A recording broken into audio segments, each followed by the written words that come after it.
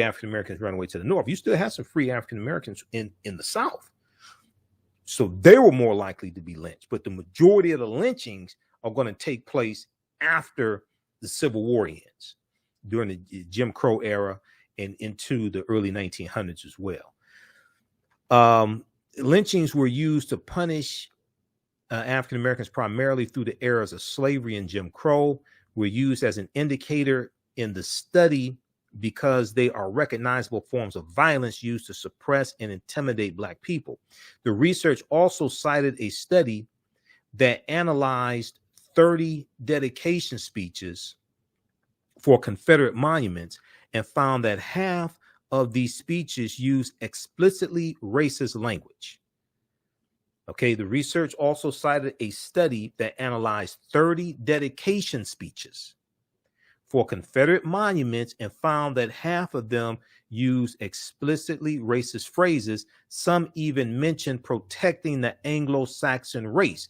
Now, it's important to note that even though General Robert E. Lee was a white supremacist, and even though he was a brutal slave owner, things like this, after the Civil War ended, General Robert E. Lee was against Confederate monuments, and he was against using any of the Confederate flags after the Civil War ended.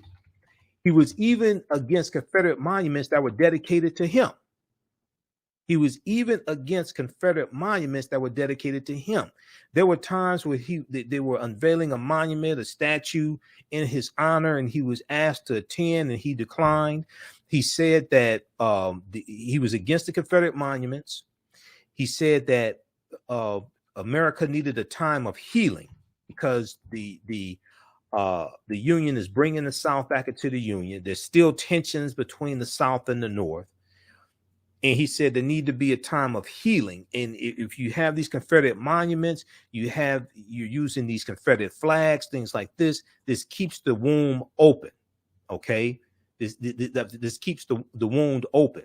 So he said that there had to be a time for healing.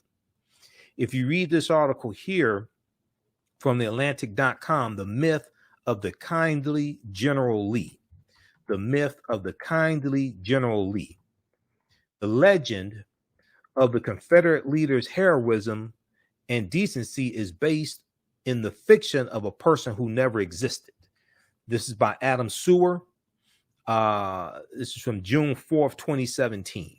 The myth of the kindly General Lee. But one of the things it talks about in here is how he was against Confederate monuments and using the Confederate flags after the Civil War ended. They also talk about the lost cause.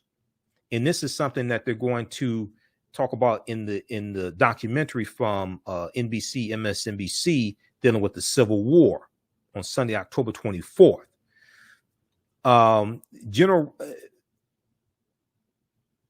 But even if one conceded Lee's military prowess, he would still be responsible for the deaths of hundreds of thousands of Americans in defense of the South's authority to own millions of human beings as property because they are Black.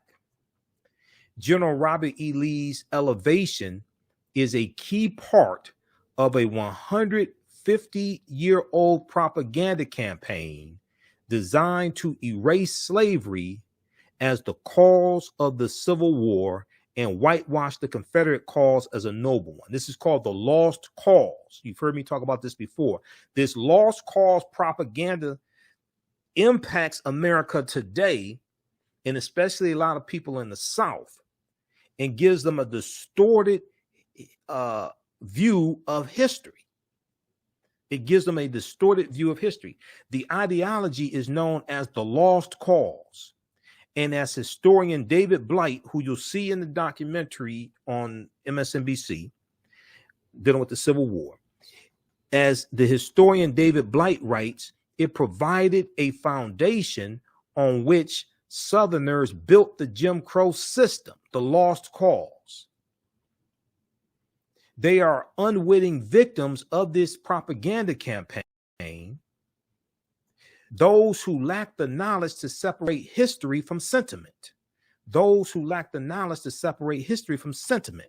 And many of these people who buy into this Lost Cause campaign were part of another insurrection, January 6, 2021, at the U.S. Capitol building, which is a continuation of the insurrection known as the U.S. Civil War. Those are directly connected.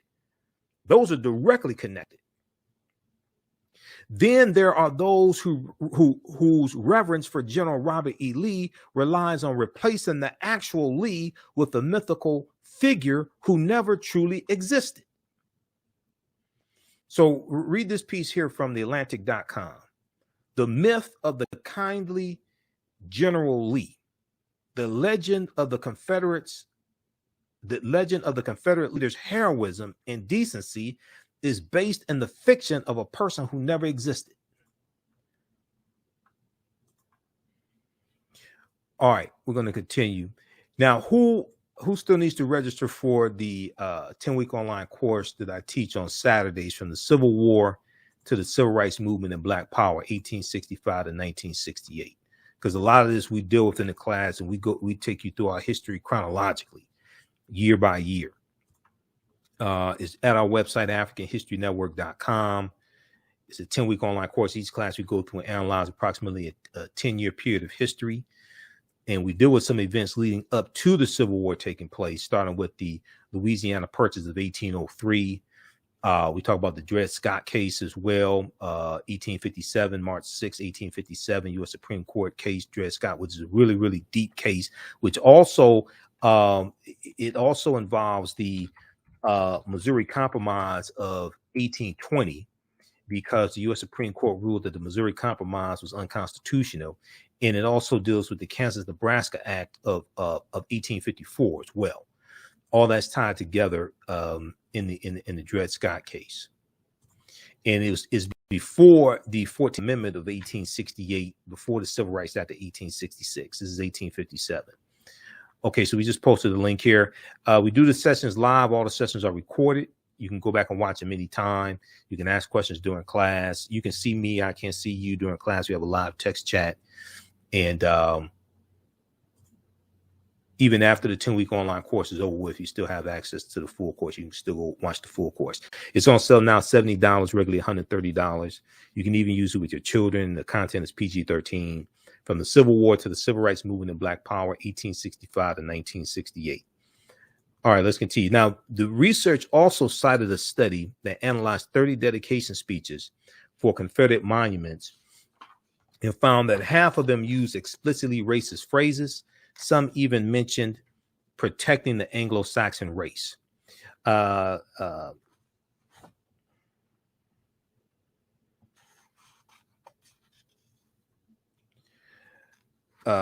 Kashia Henderson, who led the study, went on to say, for communities grappling with Confederate monuments and what to do with them, this work provides some guidance.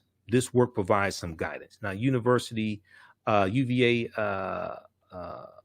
professor, University of Virginia professor, and researcher Sophie Trewalter said in a statement that it is important to note that the data presented in the study is correlational.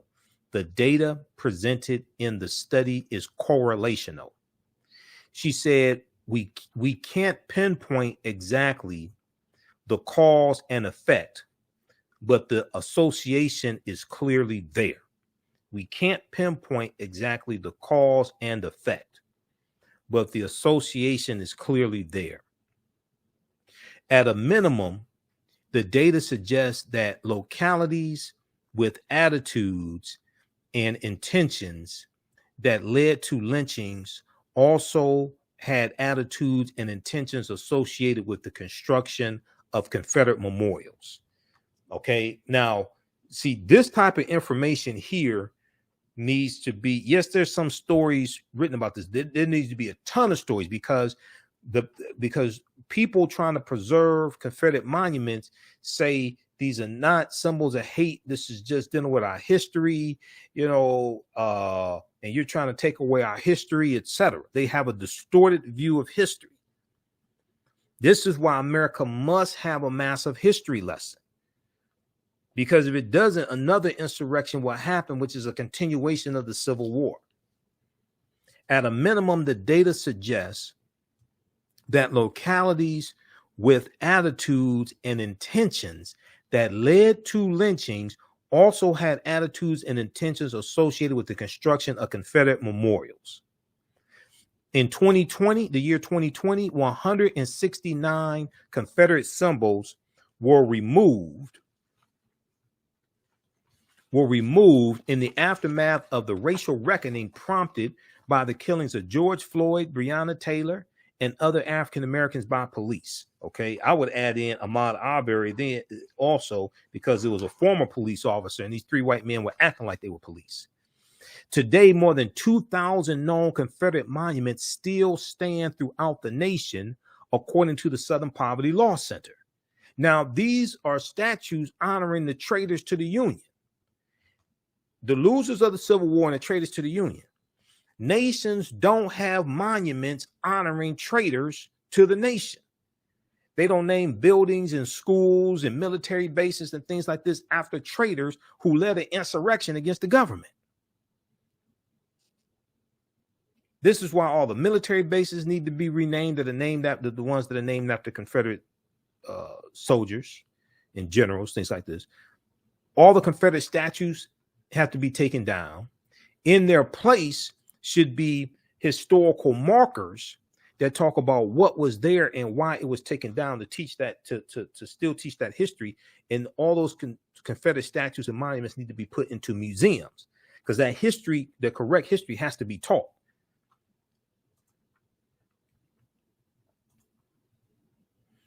Today, more than 2,000 known Confederate monuments still stand throughout the nation, according to the Southern Poverty Law Center, University of Virginia's study, and the Southern Poverty Law Center's 2019 Whose Heritage Report. Both mark the Ignite the Right rally in Charlottesville, Virginia, but it's actually called Unite the Right. I'm not sure if this is a typo or they're calling it Ignite the Right rally, but the name of the rally is called Unite the Right, not Ignite the Right. Held to protest the removal of a Confederate statue as a symbol, as a significant moment in the battle over Confederate monuments. Now, after that event, a lot of people that weren't already engaged in activism surrounding these Confederate memorials began to take notice of these things. Kashia Henderson said, "It is important to recognize these memorials live in our public spaces, and this matters. Memorials in our public spaces say something about who is rightful, who is welcomed, and who is entitled in these spaces. So we choose to memorialize in these spaces. So what we choose to memorialize in these spaces should matter." I would also say who we choose to memorialize in these spaces should matter as well. Okay, read this article here from NBC News. Number of Confederate monuments linked to number of lynchings, study finds. This is from October 16th, 2021, NBC News. Now, there's also one from the Washington Post.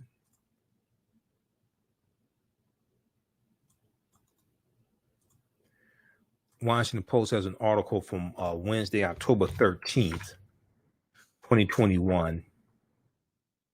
Counties with Confederate monuments also had more lynchings, study finds. Counties with more Confederate monuments also had more lynchings, study finds.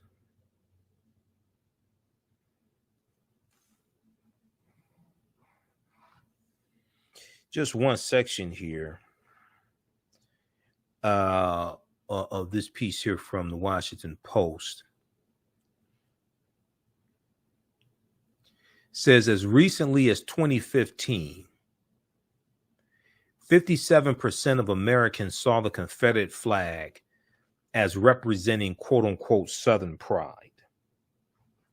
As recently as 2015, so that's 6 years ago, 57% of Americans saw the Confederate flag as representing Southern pride. Now, this was before Charlottesville in August 2017.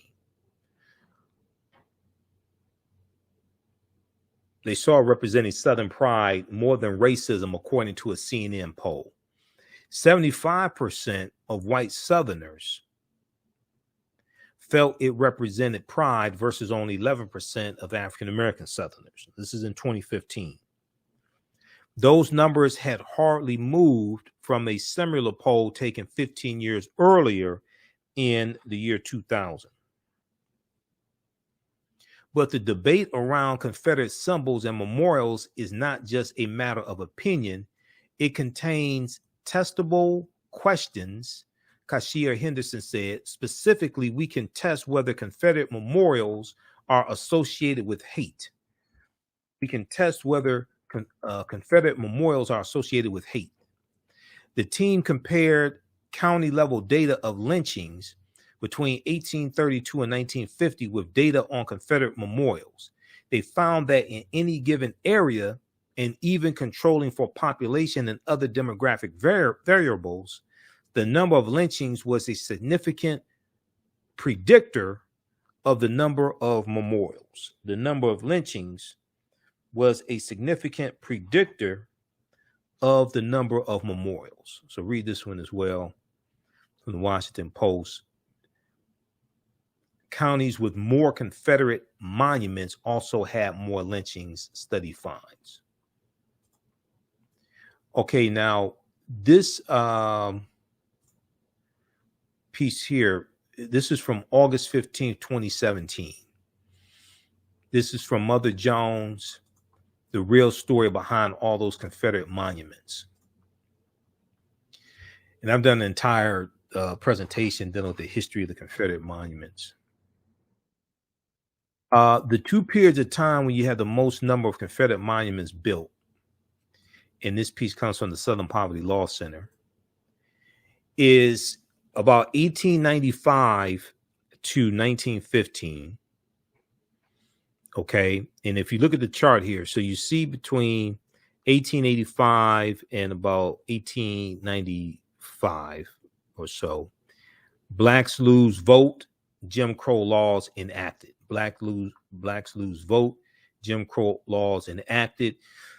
They're rewriting their state constitutions to impose poll taxes and literacy tests, and they are implementing, these southern states are implementing segregation laws in public accommodations, in streetcars, trains, etc. 1889, Florida becomes the first state to have poll taxes. 1890, Mississippi has the Mississippi State Convention, where they rewrite the Mississippi State Constitution and they implement poll taxes and literacy tests to target African Americans, to suppress the African American vote.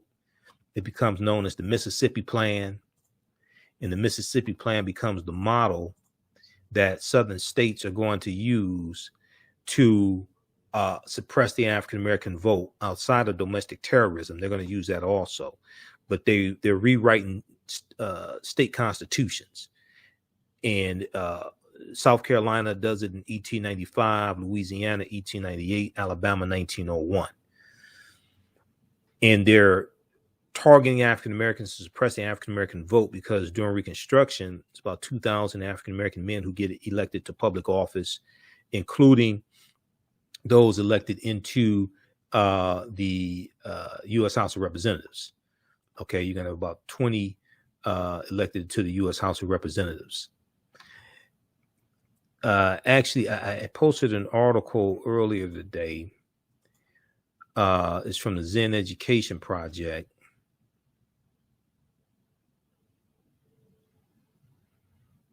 And let's see here. We can probably pull this up here. from the Zen Education Project, and it deals with African-American men in Congress. October 19th, 1870, first African-Americans elected to the House of Representatives.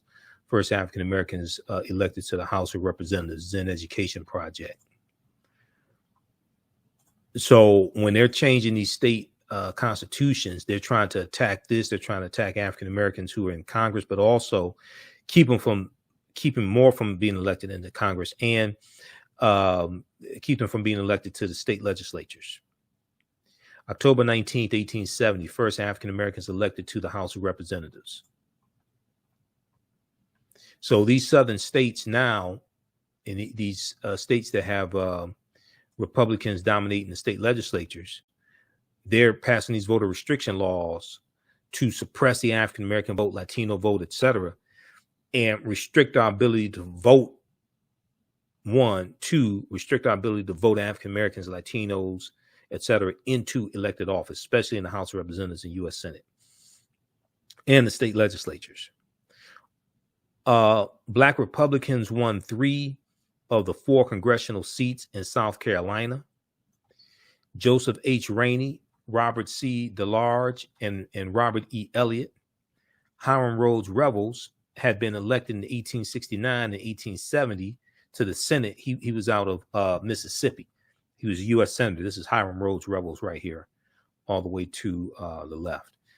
Hiram Rhodes Revels.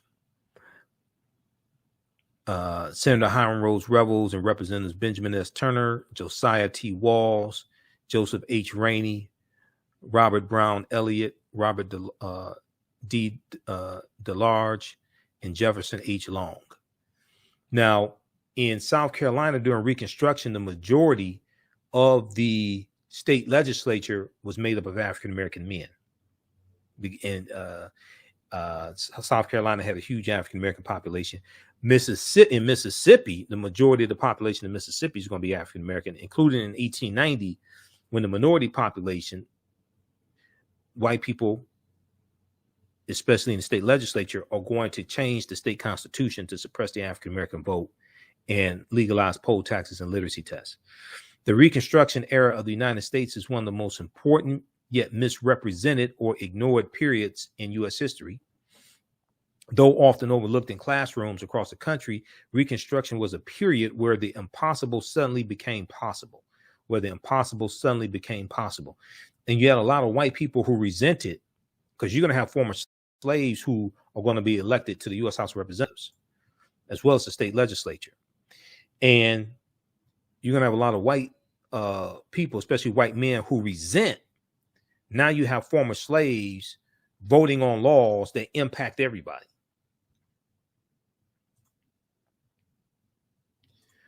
Okay, so if we go back quickly here, look at this chart, and then I have to get out of here. 1895 to 1915, that period of time, and you have rewriting of the state constitutions. You have an increase in lynchings also during this period of time. 1896, Plessy versus Ferguson, U.S. Supreme Court case.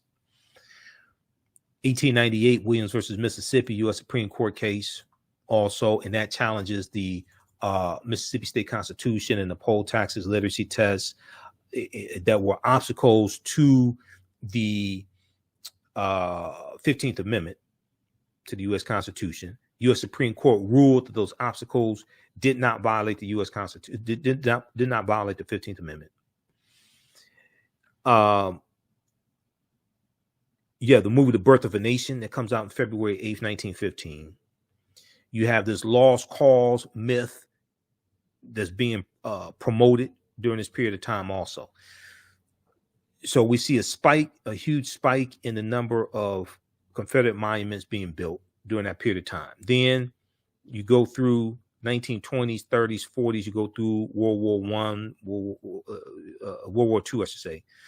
You go through that period of time and you see a huge decline in the number of Confederate monuments being built. Then during the Civil Rights Movement, about 1955 to 1970, you're going to see an increase in the number of Confederate monuments being built, even though it's is less than the huge spike that we saw from about 1895 to 1915, we're going to see another spike in these Confederate monuments, as well as renaming existing schools after Confederate soldiers and generals, things like this. They become opposition to the civil rights movement. They become a symbol of opposition to the civil rights movement and to Brown versus Board of Education, 1954 U.S. Supreme Court case that desegregated the schools. They become opposition to that. So read this here from Mother Jones, the real story behind all those Confederate statues.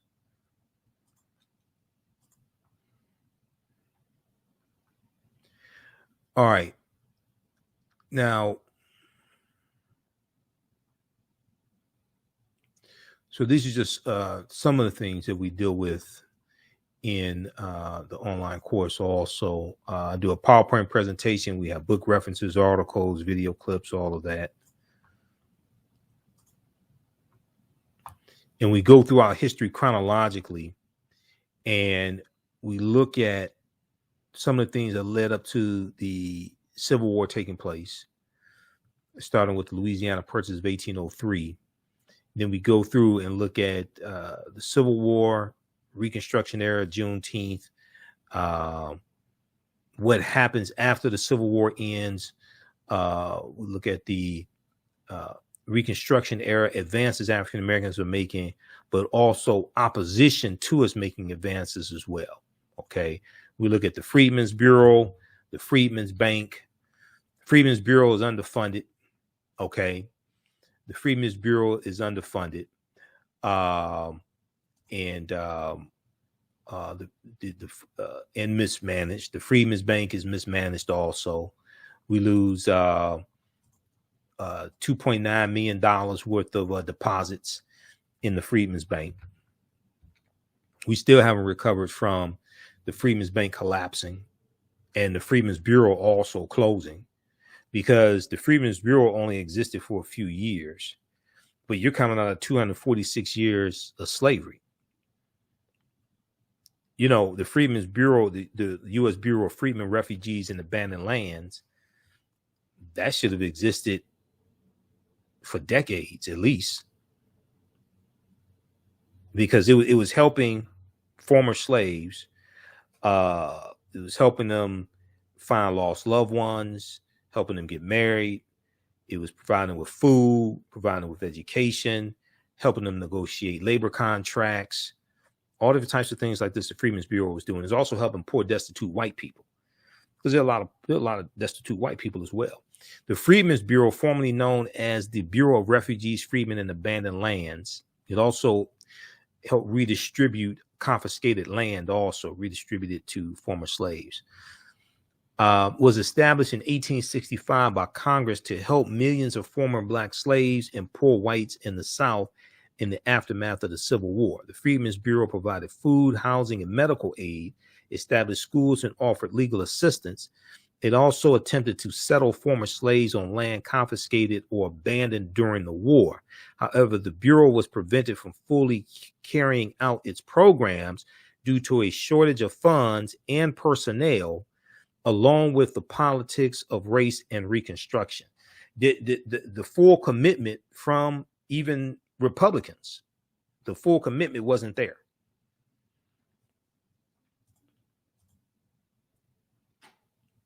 Okay, so we deal with things like the Colfax Massacre, 1873, Colfax, Louisiana, Eufaula Massacre. We're going to look at massacres around that dealt with political violence to target African Americans, to keep us from voting, to punish us for voting, intimidate us, etc. On November 3rd, 1874, deadly election riots took place in Barber County, Alabama.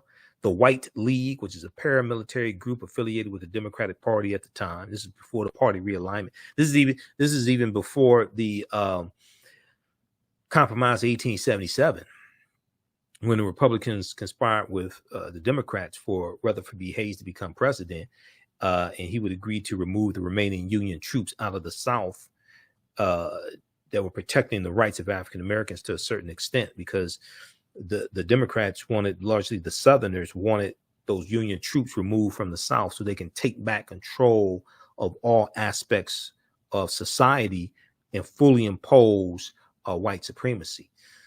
The White League attacked African American voters at the polls in Eufaula and Spring Hill, Alabama. 7 African Americans were killed and 70 others wounded. More than 1,000 African Americans were driven away from the voter polls due to the violence of this white supremacist group.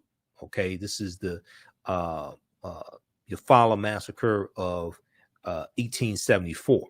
This was the Election Day massacre. We have Vicksburg massacre, 1875, Vicksburg, Mississippi. We deal with, of course, the Mississippi State Convention, 1890. We talk about the all-white primaries. We talked about this Sunday night when I shared the segment where we spoke with Representative Al Green out of Texas, dealing with the gerrymandering that's taking place right now in Texas, targeting the district in Houston, Texas, the 2 districts in Houston, Texas, that Representative Al Green and Representative Sheila Jackson Lee represent. And Republicans have redrawn the district lines to collapse that district into one district and force them to run against each other. They're trying to take out one of them. Well, all white primaries was something that they had in Texas, and they were ruled unconstitutional in 1944. When literacy tests, poll taxes, and grandfather clauses, and we see grandfather clauses in 1898 in Louisiana, and they're written into the Louisiana, we see that law passes in Louisiana, 1898. When literacy tests, poll taxes, and grandfather clauses, and the many other ways to circumvent the 15th Amendment did not work to suppress black voter turnout, white legislators in several southern states used all white primaries to all but eliminate black voters' presence in the electoral process. After a white election official blocked an African-American man named Lonnie E. Smith the right to vote in the 1940 Texas Democratic primary, the NAACP's Thurgood Marshall and William H. Hastie challenged the case all the way to the U.S. Supreme Court. In 1944, the U.S. Supreme Court ruled in Smith versus Allwright that the Texas white primary system was unconstitutional. You go back to 1876, see in Texas, they had purity of the ballot box because they were also trying to limit African Americans from voting. They had that purity of the ballot box clause in their Texas state constitution of 1876. And we know Texas comes into the Union in 1844 as a slaveholding state. That used to be part of Mexico. Texas wins its independence from Mexico in 1836. Now, in Texas, for example, the legislature gave the Democratic Party the authority to set its own rules. The party determined that it was for white voters only, excluding African Americans from its elections and effectively making local electoral politics dominated by one party that upheld Jim Crow laws. Okay, so we deal with all this history. In World War I, World War II, U.S. involvement in World War I, how the U.S. gets involved in 1917. We deal with the Great Pandemic of 1918, the Spanish flu pandemic, which happens towards the end of World War I, and is going to kill 675,000 Americans from 1918, 1919, 1920. Then 1919, you have the Red Summer, which is the year after World War I ends, and you have over 25 major race riots in the country. And this is 4 years after The Birth of a Nation comes out.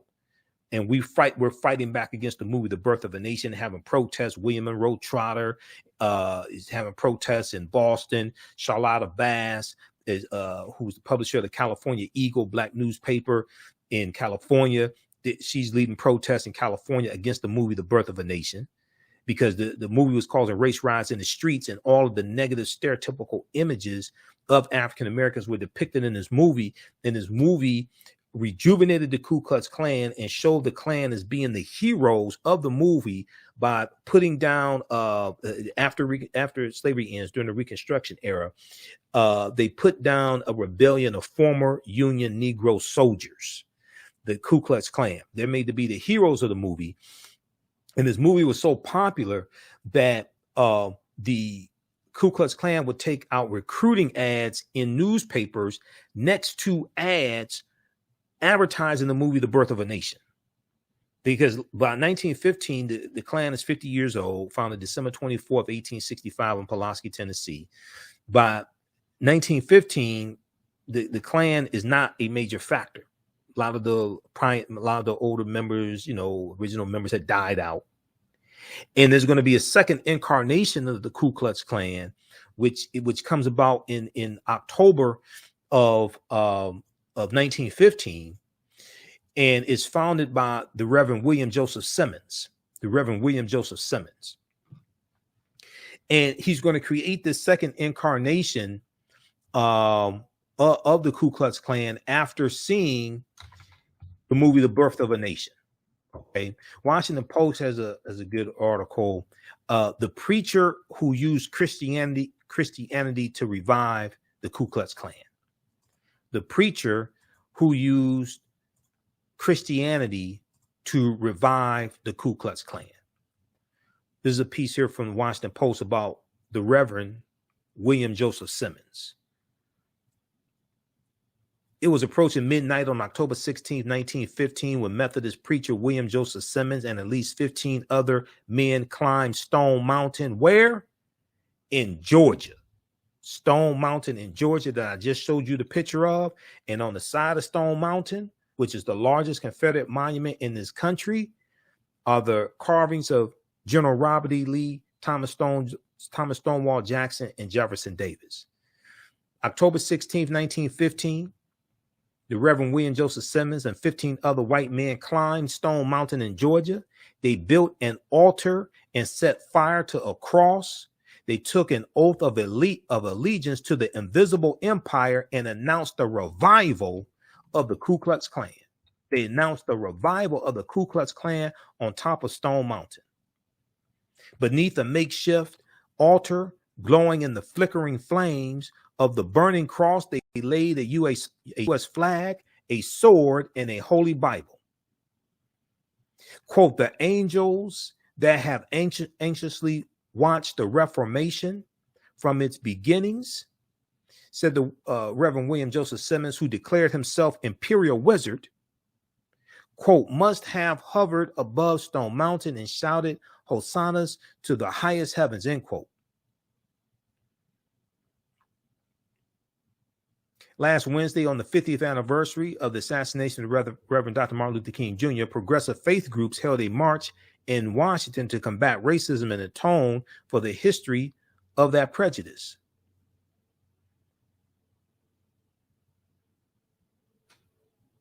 So read this article here because it ties us to the birth of a nation. And Reverend William Joseph Simmons saw the movie The Birth of a Nation and was inspired by the movie to rejuvenate the Ku Klux Klan.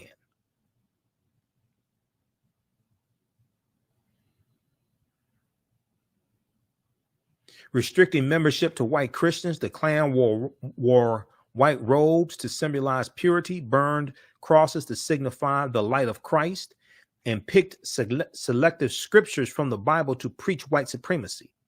The invisible empire's comeback was aided by Hollywood's first blockbuster, D.W. Griffith's The Birth of a Nation, which glamorized the Ku Klux Klan.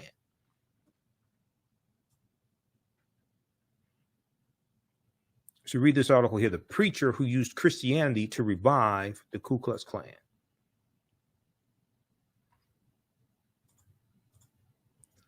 This is from, what's the date on this? Yeah, April 10th, 2018. April 20th, 2018 by Deneen L. Brown. She writes some good articles for the Washington Post. All right, so be sure to register for the 2 online courses that I teach on Saturday and Sunday. From the Civil War to the Civil Rights Movement and Black Power, 1865 to 1968. We do the Saturdays, 12 noon to 2 p.m. Eastern Standard Time. We do the sessions live. All the sessions are recorded and archived. You can go back and watch them anytime. This one's on sale $70, regularly $130. As soon as you register, you can watch the class we did last week. And then also the other course that I teach is Ancient Kemet, the Moors, and the Ma'afa, Understanding the Transatlantic Slave Trade, what they didn't teach you in school. We do this Sundays, 12 noon to 2 p.m. We deal with thousands of years of history and what led up to the transatlantic slave trade. Ancient Kemet, the Moors, and the Ma'afa, Understanding the Transatlantic Slave Trade, what they didn't teach you in school. It's a 10-week online course also. That's on sale $80, regularly $130. We have a course bundle for a very, very limited time only, where you can register for both classes for $100, regularly $260. We'll post that link here also for the course bundle. So this is at our online school. This is not on Facebook or YouTube, anywhere like that. Okay, we'll post this link here for the course bundle also. If you want me to do a presentation for a group or organization, email me at ahnshow@africanhistorynetwork.com, ahnshow@africanhistorynetwork.com, or at the ahnshow@gmail.com, the ahnshow@gmail.com. If you want me to do a presentation for your group or organization, or teach a class either virtually or in person. We know that African American History Month is coming up in February. We know Kwanzaa is coming up in December, in January. Dr. King Day is coming up as well. So contact me. All right, look, we have to get out of here. Remember, at the African History Network, we focus on educating, empowering, and inspiring people of African descent throughout the diaspora and around the world, because right now it's correct wrong behavior. It's not over till we win. Wakanda forever.